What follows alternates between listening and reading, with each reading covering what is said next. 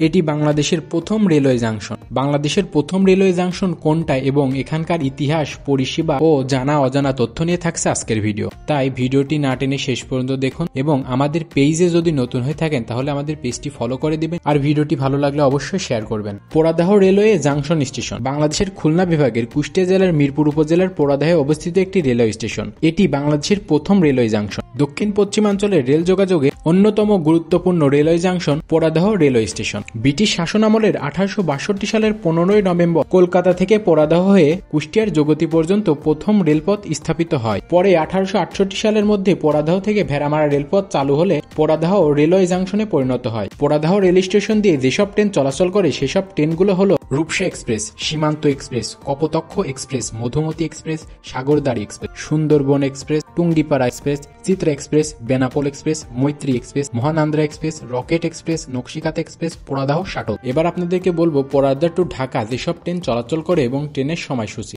বর্তমানে পোড়াদহ টু ঢাকা 3টি ট্রেন চলাচল করে। সেই 3টি ট্রেনগুলো হলো সুন্দরবন এক্সপ্রেস, চিত্রা এক্সপ্রেস এবং বেনাপোল এক্সপ্রেস। সুন্দরবন এক্সপ্রেস ট্রেনটি রাত 1টা হতে পোড়াদহ থেকে যাত্রা শুরু করে কুষ্টিয়া কোর্ট হয়ে রাজবাড়ী, ফরিদপুর, মাওয়া হয়ে ঢাকাতে প্রবেশ করে। সুন্দরবন এক্সপ্রেসের টিকিট আপনি 400 টাকা থেকে 1400 টাকা পর্যন্ত পেয়ে যাবেন। এবং দ্বিতীয় ট্রেনটি হলো চিত্রা এক্সপ্রেস।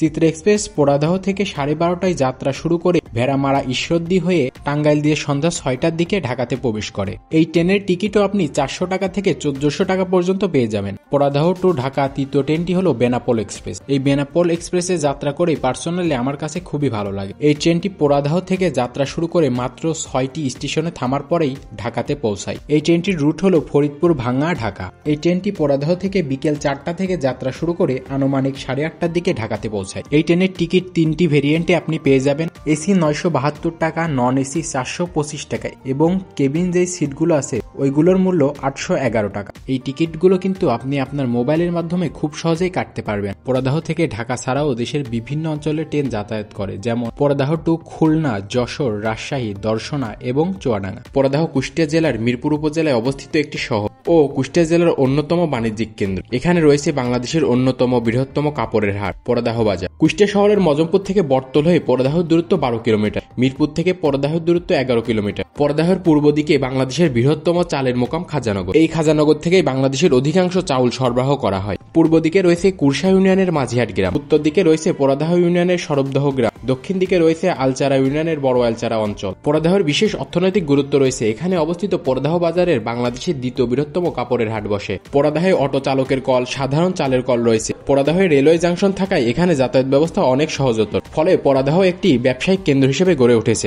পোড়াদহে একটি কলেজ, 2টি প্রাথমিক বিদ্যালয় এবং 2টি মাধ্যমিক বিদ্যালয় রয়েছে। পোড়াদহ বাজারে 3 ধরনের হাট বসে: পোড়াদহ কাপড়ের হাট, পোড়াদহ রেল বাজার, পোড়াদহ নতুন বাজার। সপ্তাহের বৃহস্পতি, শুক্র ও শনিবার পোড়াদহে কাপড়ের হাট বসে। এই হাটে প্রায় 2000-এর বেশি দোকান আছে। দামে সাশ্রয় হয় কুষ্টিয়া সহ পার্শ্ববর্তী জেলার মানুষ এই হাটে কাপড় কিনতে আসেন। এছাড়াও পাইকারি বাজার হয়, আশেপাশের বিভিন্ন জেলা থেকে ব্যবসায়িকরাও আসেন এখানে। সকাল 8টা থেকে রাত 10টা পর্যন্ত দোকানগুলোতে বেচা বিক্রি চলে। এই ছিল পোড়াদহ নিয়ে কিছু জানা অজানা তথ্য। আজকের ভিডিও আপনাদের কাছে কেমন লাগলো অবশ্যই কমেন্ট করে জানাবেন। আর এরকম সুন্দর সুন্দর আরো ভিডিও পেতে আমাদের পেজটি অবশ্যই ফলো করে রাখবেন। ভিডিওটি অবশ্যই শেয়ার করবেন। আজকের মতো এই পর্যন্তই। সবাই ভালো থাকবেন, সুস্থ থাকবেন। আল্লাহ হাফেজ।